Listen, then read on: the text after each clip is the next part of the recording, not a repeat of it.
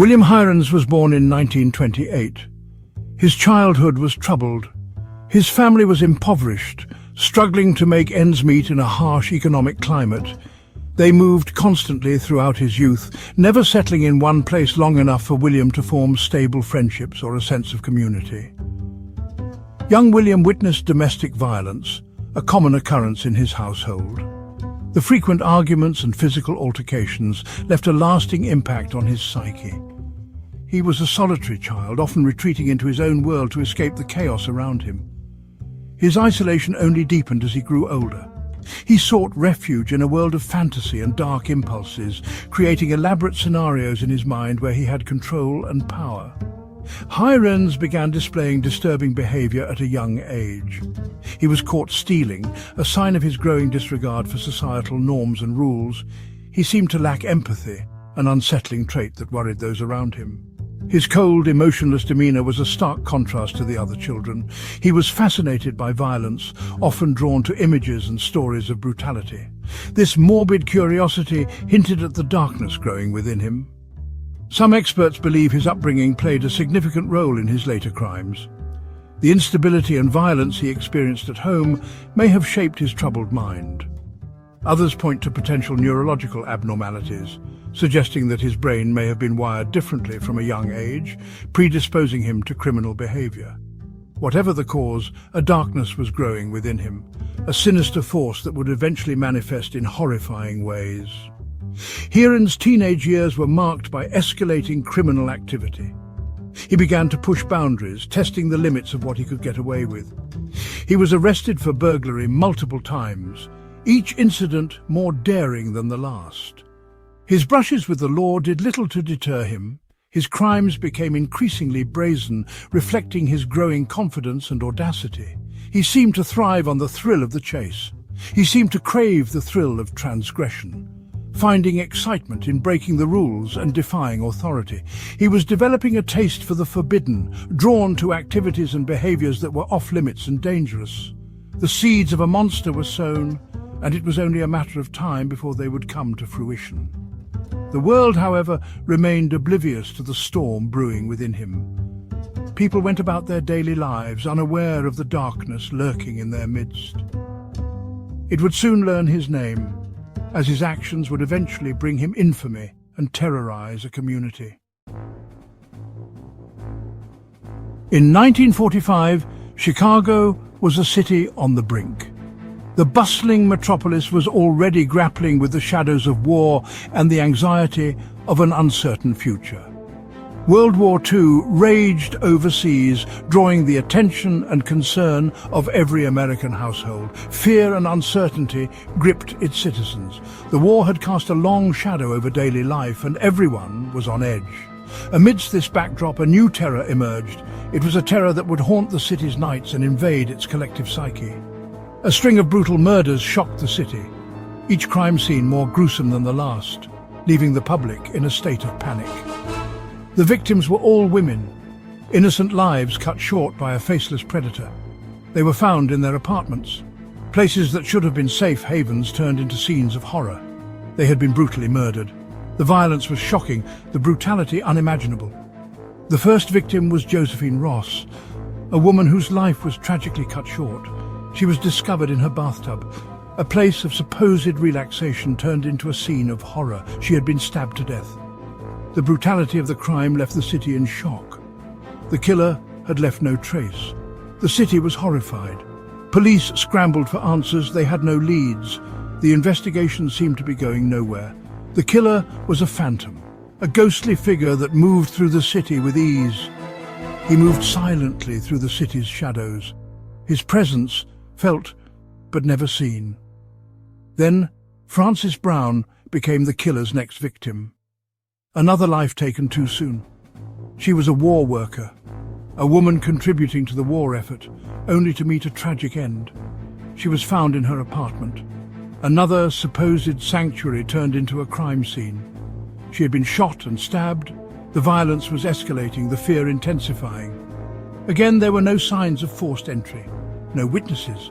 The killer seemed to vanish into thin air. The killer was meticulous and elusive. Fear gripped the city.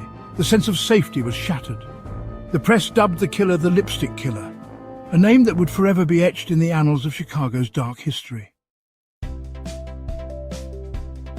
The Lipstick Killer's calling card was as brazen as it was chilling.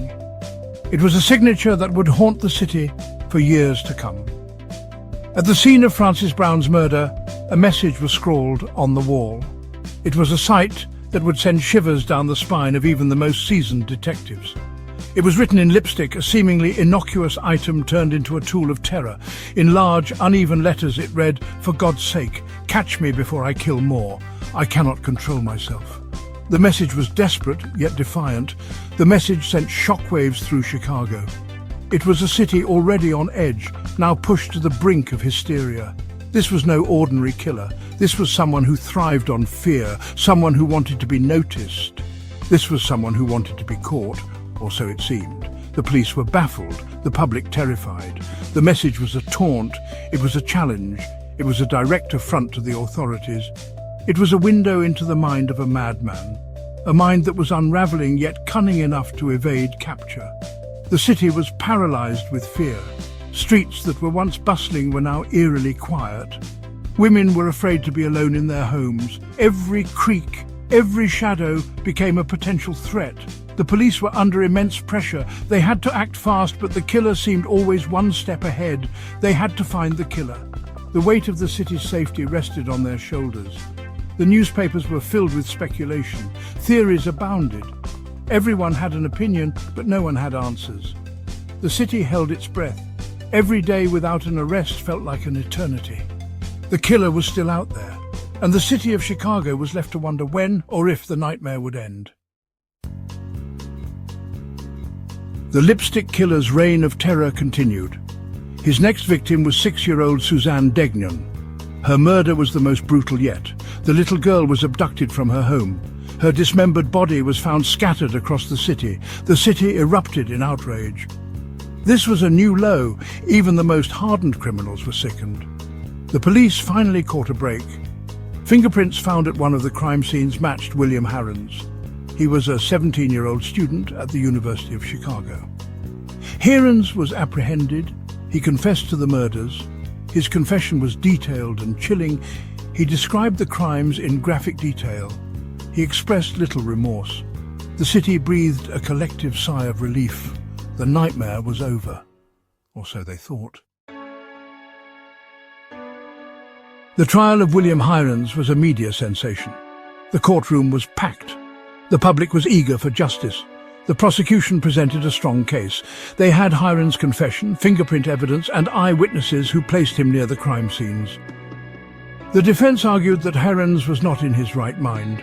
They pointed to his troubled childhood and claimed his confession was coerced. But the jury was unconvinced. They found Heirens guilty on all counts. He was sentenced to 3 consecutive life sentences. The city of Chicago celebrated. The Lipstick Killer was behind bars. Justice had been served, or had it? Questions lingered. Was Heirens truly guilty? Was he of sound mind when he committed the crimes? These questions would haunt the case for decades to come. William Heirens spent the rest of his life in prison. He became a model prisoner. He earned a college degree while incarcerated. He maintained his innocence. He claimed his confession was forced. Heirens' mental state was a subject of much debate. Some experts believed he suffered from multiple personality disorder. Others argued he was a psychopath. Heirens himself claimed to have no memory of the crimes. Heirens' case became a cause célèbre. Lawyers and activists fought for his release. They argued that he had been denied due process. They pointed to inconsistencies in the evidence.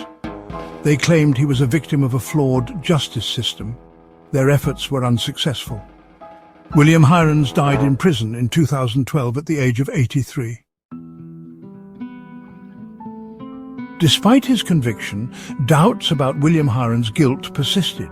His confession, the cornerstone of the prosecution's case, was called into question. Heirens claimed he was interrogated for days without a lawyer. He said he was drugged and sleep-deprived. Some forensic experts questioned the validity of the fingerprint evidence.